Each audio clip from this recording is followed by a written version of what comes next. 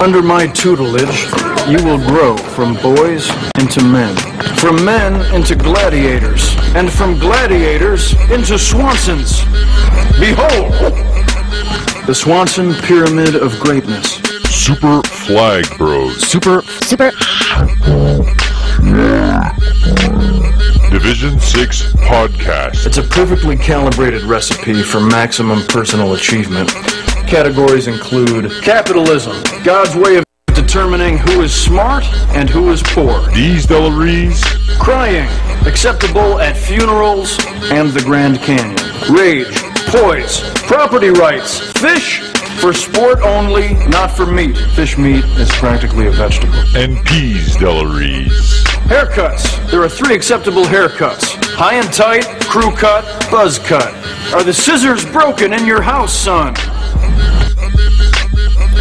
Welcome everyone, you're listening to and perhaps watching the Super Flag Bros, the only show featuring 2 brothers in a cage, outside the cage. Because remember, we're at the Sportera cage where, if it's in the game, it's in the cage. Mo Khan, our producer, is showing a picture that I can't decipher. It looks to be a forehead. That's from the article on the website right now in Division E. That means I need to write an article because there's no way we can be looking at that forehead forever. That is correct. MK, you're our producer, of course, and you could be tweeted at MoCon19, I believe. That is correct. The Eagle himself is a company man and therefore can be tweeted at Eagle FPF. And to my right is my co-host and brother, Deez Delaries. Of course, he can be tweeted at Dave's Republic as well as at the Cheesecake Factory. At Cheesecake Factory. At Pathbro's office. Absolutely. And you know what? That's what I want to leave the show with, actually. Really? Because we're going to end the show We're going to end the show probably with it as well. I have concerns about the passport office. This is the weirdest thing for me. So I went with company today, and if you go with someone, you can engage in conversation, you can talk, but you can't pick up the phone and call someone while you're waiting. No, it's a prison camp. Yeah, basically. Like I don't feel like being interred when I'm trying to get permission to enter another country where I might be interred depending on where I'm going. I don't know what the word interred means. Wait, hold on. You can't answer your phone in the passport office? You can't talk on the phone. You can't use your phone. You can be texting? You can't even eat. You can't even eat in the office. Well, why would you eat in the passport office? It's not a restaurant. Man. Dude, whatever. I can't wait to get my Let's try to get passport renewed. I'm going to be tweeting, taking selfies. Yeah. That's Right, fine, yeah. but they don't mind you using your phone. They don't want you talking on the phone. It's so dumb. And they kick you out. They asked the dude to leave because he kept getting phone calls. And he kept just hanging up, but he kept getting him, and he wouldn't turn his ringer off.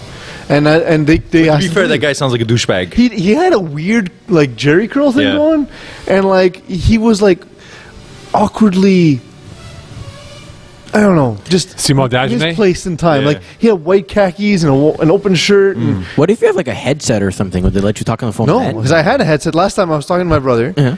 I was in the passport office recently, and another time other than today for reasons that I believe my brother will get into Yes, later. we will.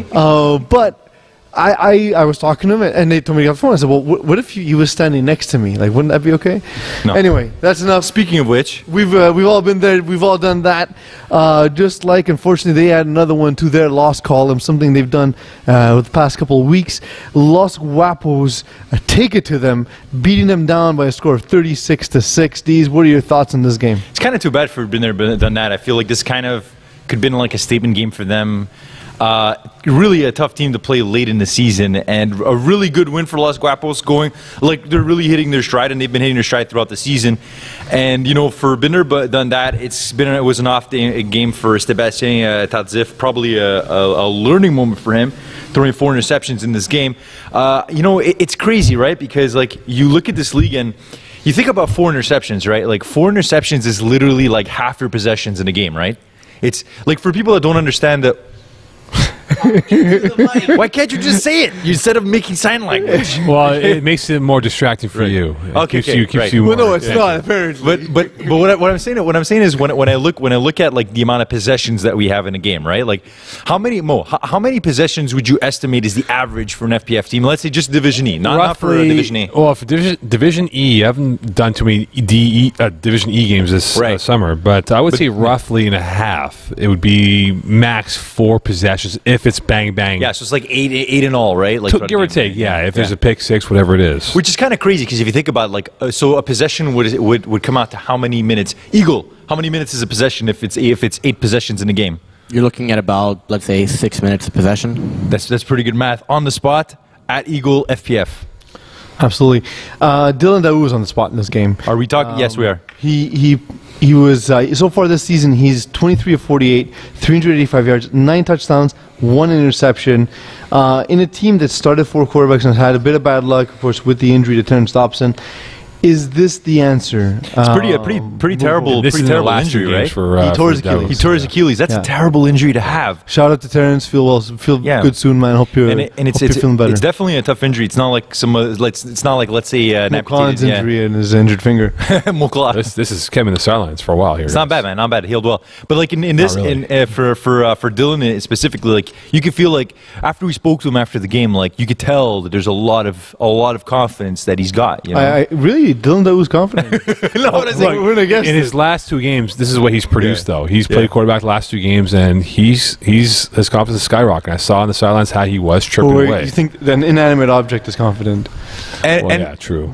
I mean, not that Dylan Daou was inanimate, but rather a skyrocket. And it's pretty impressive for a team like to lose a high caliber player and to still find their groove, right? And you know, like we all know how it goes, right? Like injuries in this league, like it kind of hits you mentally when an injury happens on field. Like when an injury, and we've been through that. We've seen one of our we had a marquee player on our team that went down towards And the end of the close season friend as well. and it completely devastated our season because it was almost like without that guy we couldn't.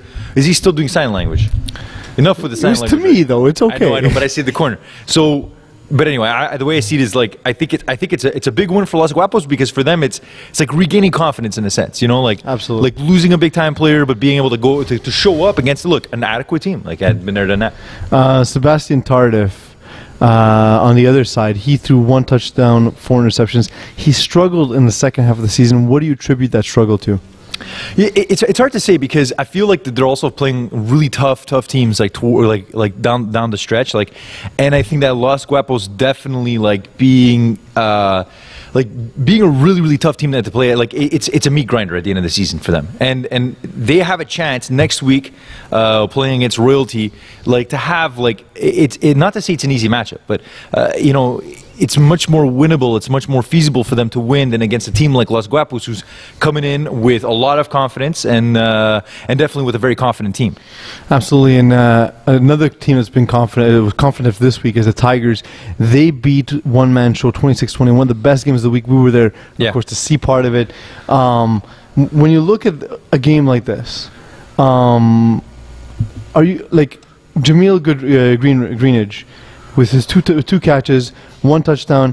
Are you surprised that he hasn't been a bigger part of the offense, given the fact that we thought he'd be the marquee player this season? But that being said, this is the same guy that also had an interception, like in a big time interception in a game. That's what I mean. Like he really stepped up this game. But are you surprised he hasn't been like we haven't really talked about him? He hasn't been really the standout player that we thought he would. Of course, it's surprising, but in a sense, like. This is the kind of the time where he has to bring his A game in a sense, like towards the end of the season where they absolutely need the wins and they absolutely need to kind of strengthen themselves and also help themselves in terms of where they're going to be seeded into the playoffs. So whether it's surprising or not, it's pretty awesome to see him like show up on both sides of the field for like, you know. Yeah, and I mean he's had a pretty good season. He does have 8 touchdowns.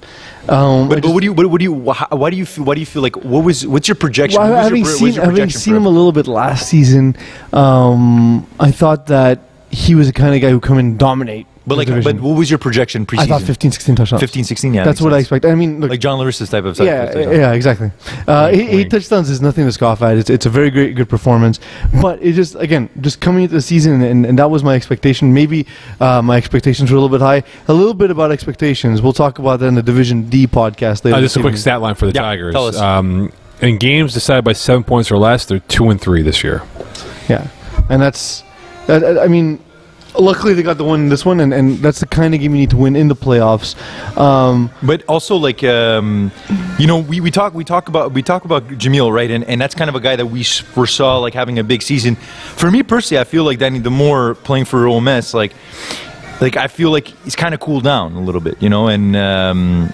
Yeah, and he's been a guy who's dominated. But he started off the season completely dominant, like leading the league in interceptions. He's got 19 touchdowns. No, he does. But in a sense, like this is a game where he has to show up, and he doesn't really, you know. Yeah, and but that's the thing is, I feel like One Man, and that's I'm a little bit surprised by the score just because.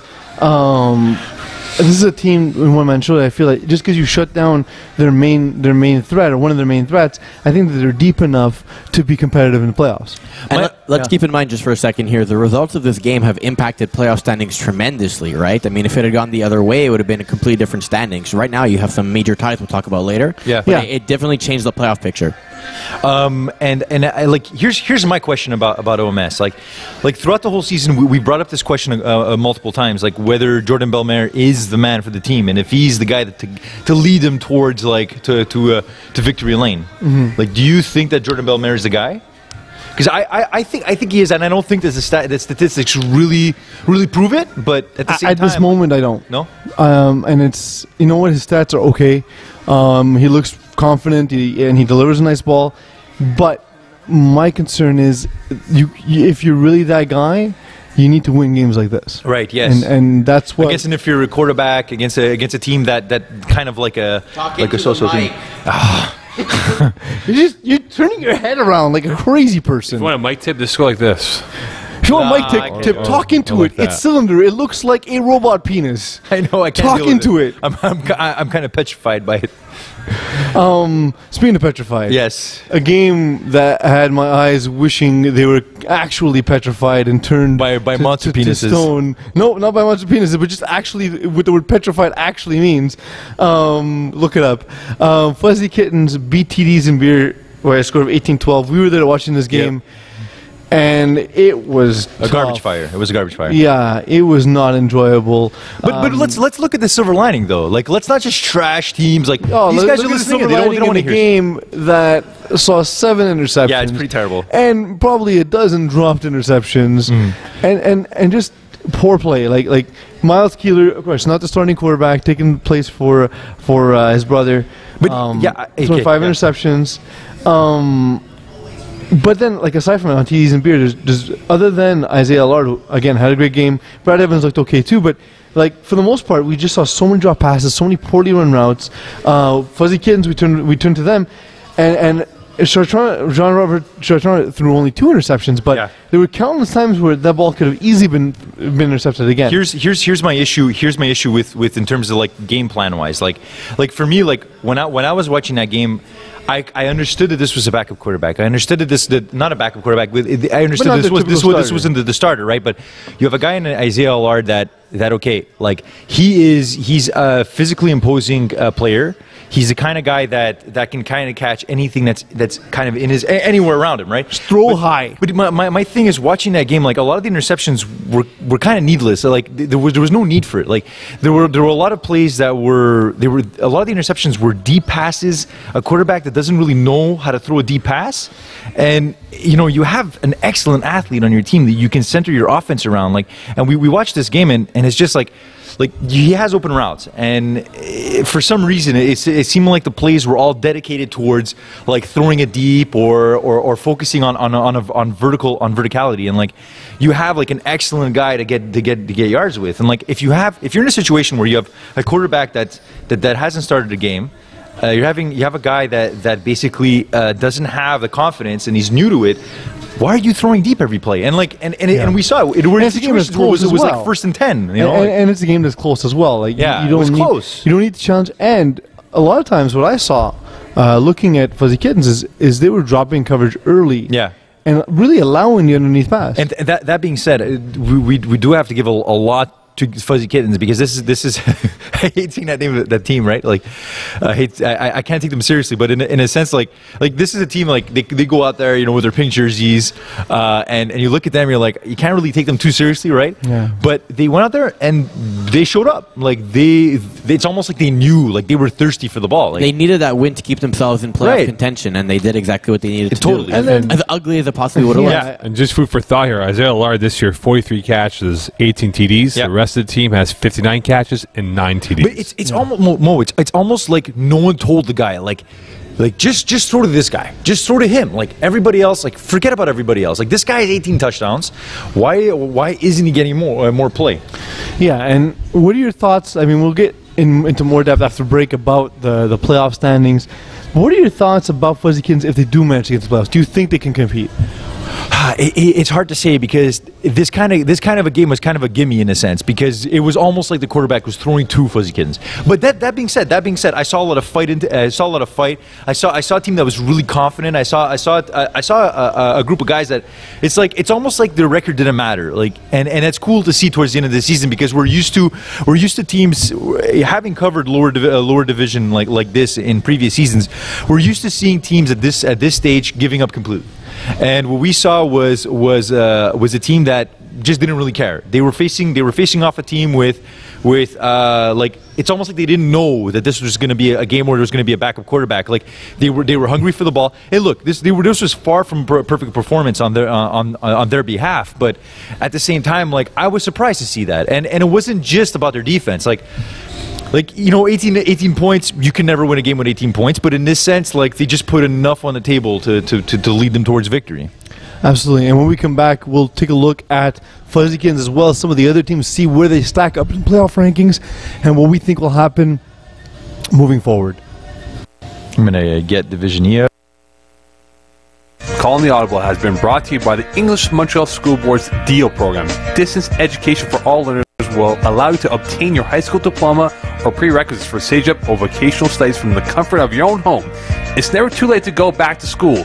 Learn anywhere at your own pace and get your diploma. Call 514-788-5937 for information or visit www.distanted.ca for more details.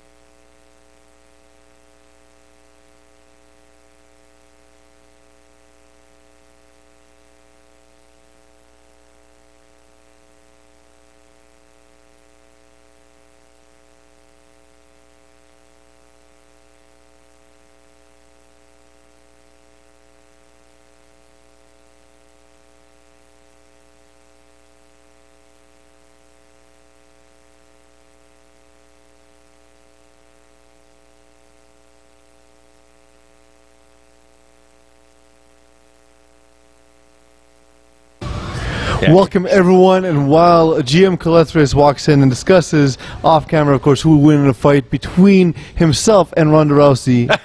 Ronda Rousey. I think she would fall in love first. I think she would fall in love. You wouldn't have to lose on purpose. I, of course, am Pease Del Rees, your host for Super Flag Bros. I am joined in studio by my co-host and brother, Deez Del Rees. This is, of course, Super Flag Bros, hosted in Sportira Cage, where if it's in the game, it's in the cage. Awesome. Our technical director is the Eagle Eye Master Control. He's the one reason the show gets on the air every week. So if you see him, shake his hand, buy him a milkshake, and then turn away as quickly as possible. Very clammy. He's very also, clammy. drink the milkshake that you bought him. To my left is the producer of the show, Mokan. You can, of course, tweet him or tweet the show live by tweeting at Mokan19. Mokan is not a company man. Hashtag buttoned up. No. Yeah. He's buttoned up, but his personality is buttoned down. I'm like Stone Cold Steve Austin at FPF. I'm kind of shocked today because Eagle at FPF is open shirt. And Mo is closed shirt, so I gotta say I have a weird boner going on. And he's wearing shorts and not sweatpants. I honestly thought someone killed Mokan and replaced him with an identical person. Hey, you guys actually someone killed Eagle and replaced him with a fabulous cowboy. You look like you look like you're both gonna break out into an adult film, like either together or like in different scenes, but it'll work. You know my soundboard has clips for that, right? Nice. I'm hoping. Do you guys think that no one listens to us because there's too many inside jokes? There's no inside joke. You think so? I think they would look great in porn. Darren, that's the joke. Can we call it Darren Does Debbie? Darren does Darren. The loneliest porn ever. No, that's an inside joke, you guys. Yes, don't get. that is. No one knows who Darren Bazmanjan is. No one in Division E knows who Darren Bazmanjan was acting president for a couple of weeks and kind of by de facto vice president of FPF and the loneliest man on the planet. And now he's being investigated by Charbonneau Commission. He is for his loneliness. Two teams feel lonely because they're being left out of the playoff picture. They're the kids who are not getting chosen to play dodgeball. We have the Fat and the Furious and Mile Public House. Don't you feel bad for Fast and Furious? Like I feel like they kind of hit a stride this week. Like they actually won a game, right? Yeah. And I think it was against I can't remember, but it was against God. Falcons. It was against Falcons. I know. God damn, I should be fired. They played the Falcons. Fat and Furious ever had a full roster. Okay, so they beat the Falcons, and it was the first time that they had a full-time roster. That's actually from my knowledge, not from So Jim given the Blackfist. name Fat and the Furious and knowing that they had a full roster, can we say the field was tilted in their favor? Oh God. Wow, that was rough. Yeah, so no, absolutely, it's great for them to get their first win. GM, any thoughts on that game? Well, it was really, really refreshing to see them actually field that full roster to begin with. But picking up higher division players, Huey Isaac, Keenan Allen. Allen put impressive pressure on the Falcons QB, forcing bad throws, turnover on downs, interceptions. They're just a whole new team. And honestly, if we saw this team week in, week out for the Fat and the Furious, they would be a mid to top tier seed. I would say a 3 or 4 We seed. could say that about any team that sucks and it brings in like top tier players. Like, Well, I think- PJ Bellick was the quarterback, and in fact, he only had one player that had catches. It was Jonathan Garfinkel, 3 catches for 57 yards. who's been having a pretty amazing season So actually. 3 total completions. Yeah. Yeah. And like, in a sense, okay, we know that it's not their full time team, but I think it's kind of cool for them to win a game towards the end of the season. I mean, like no one wants to go this season without any kind of momentum, because we don't want that, because then a lot of teams drop out. Like, Which, I mean, like, don't. Because you'll get better. It's fast. We've talked about it on almost every podcast. The turnaround is quick. You'll get better. Punch Panda. Oh my God. That's the famous FPF story where the first team we played with got better the next season, and so on and so forth. But the first season we were terrible. we're 0-9-1. We lost every game, and we had to cut half our team. Of the 4 of us combined, our opening seasons, we had 1 win, 1 tie, and 38 losses. Someone's got to say it into a mic. Say it into a mic, because I don't know if they So can. hold on here. Montreal's Finance went 9. No. We need to say this on mic, because I don't think anyone can hear it. See, Mocon played in a time where there weren't athletes playing, so we don't count those years. Say That's it in the mic. pre-PZ I was era. saying, as media members, just as sort of Yeah. a refreshing thing between myself, Pease, Duke, and Eagle. And Mo? Of 40, no, I don't Not count even Mo. Mo because Not even Mo. Mo started in 2005. That doesn't All count. right. That's pre-site. It doesn't matter. So between the 4 of us, out of 40 games combined, we won 1, tied 1, and lost 38 in our respective opening seasons. We're just putting, and in that group now, we're gonna say Jim Calethris, owner of 2 championships. Right. We've played in a perfect season. We've been And we lost the first round. Yes. Well, but just to say, Not so perfect. But just to say though, for teams looking for positive things to look forward Right. to. Since then, I've been in the playoffs every season. Eagles played in a lot of playoff seasons as well. I'm in the playoffs every season too. In staff. As a stat, no, but I'm saying as players, honestly, our teams have seen a lot of success, and it all came from that. But that's not what we're here to discuss. Let's look at the teams that actually still are alive and well. No Name take over the Right. conference lead With a with very the Falcons solid loss. defense. We're an extremely solid defense. Yeah, only 105 points allowed so far. 114, I think. But anyways, I have 105 here on the. 105. fail on all your part. It's 114. All right, Eagle, maybe prepare better for the show next time. No names leading the way. Falcons trail them by a point. It's 118. Yep. I blame Simon Dejeuner. Redmond right behind them. Then TDs and Beer at 4. Smoking Axels at 5. Looney Goons finally at 6. And then we have on the outside looking in. Oh, sorry, not on the outside, but not having clinched. But we have the three-way competition for that last place, for the last 2 places, which is Tigers, One Man Show, and Fuzzy Kittens. Only 2 teams will make it in. There are three spots remaining. I kind of Tigers and One Man Show have 8 points to Fuzzy Kittens 6. We'll take a look at the tiebreakers as well. Flight of the Concords, Los Guapos. Wait, we should talk about that All right, division first. sure. Yeah. I feel like in Conference A, after seeing what Fuzzykins put on the table that last game with the amount of confidence and the kind of exuberance that they had during that game, Eagle, I got to say, like I feel like this is a team that's aware of their standing. They're aware of their of the consequences of losses at this point, and I feel like going forward, if they can win this week, like they can make it in. Yeah, you see at the beginning of the season, right? The first few games, you're trying to figure yourself out, and whatever, points go by, not a big deal. You come near the end, you start seeing the breakdowns of where you are in the standings and what you need to do to get in. Maybe, like maybe you need some help. Maybe you need, to take control of your own destiny. And this is where teams really distinguish themselves. Of we want to make a push for the playoffs. This is where the bromance begins, boys. So, Mo, give us a clearer view of this picture. So, Tigers one-man show, Fuzzykins. How will the tiebreakers come into effect? Well, for Fuzzykins and Tigers, obviously they are in the same conference. But given the fact that Fuzzykins are in ninth spot, let's not forget, though, that they did play the Tigers, and Tigers did beat them 26-13. So they have the head-to-head over the Fuzzykins as we speak at the present moment. So, basically, Fuzzykins, it's tough for them because if it's a two... Yeah, so it would need to be a three-way tie to get them in which the head-to-head won't matter. And the wins would be thrown out the window as well. Wins would be thrown out the window. We would get to divisional record. Which would be thrown out, then point differential would be the fourth tiebreaker. Not point differential, but points against. Points against would be the fourth tiebreaker. Well, no, but it depends, because if Fuzzykins win, Tigers and one-man show play who this week?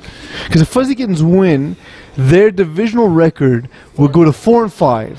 Right now, the Tigers are 3-5, and so one-man show will play Fat and Furious this week. And Tigers? And Tigers this week will play the TDs and Beers. Okay, so if Tigers and one-man show, if either Tigers or one-man show lose and Fuzzykins win, they'll make it into the playoffs. What if there's ties involved? Unless there's a head-to-head. What if there's ties involved? Even so. Yeah, well, so if the three teams, so if one man show wins, Tigers lose, and Fuzzykins win, Fuzzykins and one man show make it. If Tigers win and one man show wins, Fuzzykins are out. If Tigers win, one man show loses, Fuzzykins win. Let's put it in layman's terms. It's gonna be Tigers. Because I'm so confused. Yeah, Tigers and one man show need a win or tie to clinch a playoff spot. Simple as that. And it's likely for Tigers to win. And the other thing is, if it comes down to points against, Fuzzykins are in a rough spot. They've allowed 268 points in Conference B. Well, before that, who do you think makes it of the three teams? I'm gonna go. Wow. Brain broken. Woo. Okay, I'm just gonna say I'm gonna go with Fuzzykins because I believe in destiny, and y'all are heathens. So I believe that they're gonna make it in because the Lord is my savior, and they will make it. And which are the other two? Oh God. Tigers or one man show? I'm probably gonna go with Tigers. I don't know. Okay. I don't know. That's fairly likely. No, actually, you know what? No, I'm gonna switch it up. I'm gonna go with Tigers. So the less likely scenario. Conference B. He got it. I didn't switch it up at all. I was trying to see if you were paying attention. Was not. Conference B. We have Flight of the Conchords leading the way. Do you think Flight of the Conchords are a better or worse top seed than No Name? This is really tough to say because it's almost like talking about a great defense against a great offense, and I would say it's really hard to compare both. I would love to see this matchup in the finals. There'd be nothing better. I would rather see than FOTC playing against No Name because I'd love to see that matchup against a great defense, great offense. But in terms of where they're at. You know what? First of all, before anything else, I find what's really cool this season compared to the last season is that if you Conference A and Conference B are really evenly matched. I find there's a lot of really good teams. No, for sure. And I mean, I'll just go down the rest of the rankings. Right? Yeah, go for it. Get the sort of scenarios ready for the three bubble teams. We have Flight of the Conchords leading, as we said. Yeah. Los Guapos right behind. Yep. Smash Bros at 3. It'd be fun to see them win because our podcast is called Super Flag Bros, so it's keeping the theme. We then have the Blood Machines. Is your voice cracking, by the way? What? Yeah, it is. Is your voice cracking? It is. It's not doing good today. I'm having a rough couple of days overall. Hashtag Baton at 6. Jean-Guy at 7. Royalty at 8. And Big Blue Wrecking Crew on the outside looking in.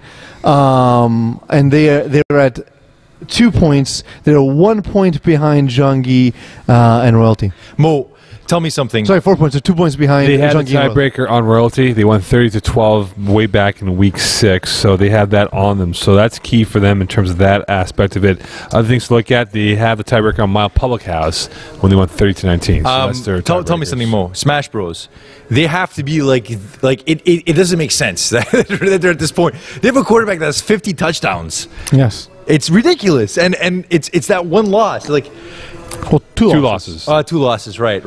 But again, let's focus on the bubble team. So Jean Guy and Royalty, what they got to win basically to Essentially, they are 2 points up on Big Blue Wrecking Crew. Win or tie, they will clinch a playoff spot. same with Royalty. Same thing with Royalty. Win or tie, they will clinch And a who playoff do Jean spot. Guy and Royalty play? Jean Guy is playing Smash Bros. Royalty is playing Been There, Done That. And Big Blue Wrecking Crew is playing Los Guapos. Yeah. Ooh, Okay, so those are basically 3 really tough matchups. 3 really tough matchups.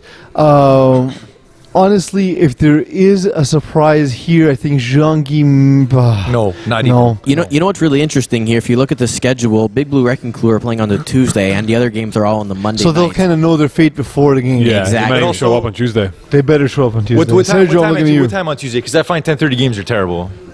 It's the 9:30 game. Okay, it's not that. That's not as bad. Not that 1 hour. Makes That me being freak. said, it could be exciting because, again, all 3 teams will be underdogs heading in.